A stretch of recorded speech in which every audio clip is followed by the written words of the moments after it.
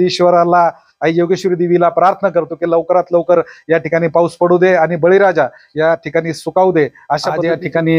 माननीय उपजिल्हाधिकारी कार्यालयावर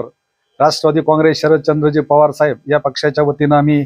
निवेदन दिलेलं आहे आणि ते निवेदन देण्याच्या पाठीमागली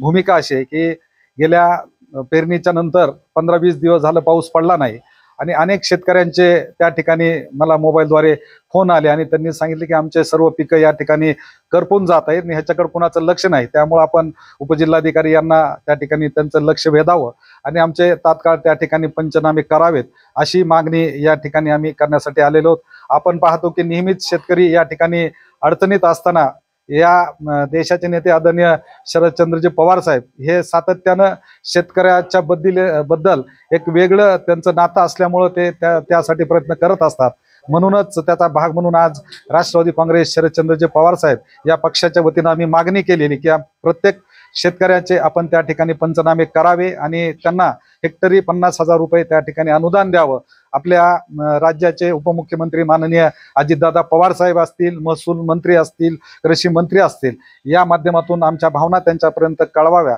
अशा पद्धतीची मागणी केलेली। दुसरी मागणी केली की DAP खत व युरिया याचं जे शॉर्टेज आहे याच्या संदर्भात व्यापाऱ्यांना ज्या पद्धतीच्या जिल्हाधिकाऱ्यांनी सूचना देऊन ते बाजारामध्ये खुलं करण्याच्या संदर्भातले आदेश जिल्हाधिकारी यांनी द्यावेत अशा 2 मागण्या या निमित्तानं आम्ही केलेल्या आहेत। आमच्या मागणीचा शासनानं त्या ठिकाणी दखल घेऊन तात्काळ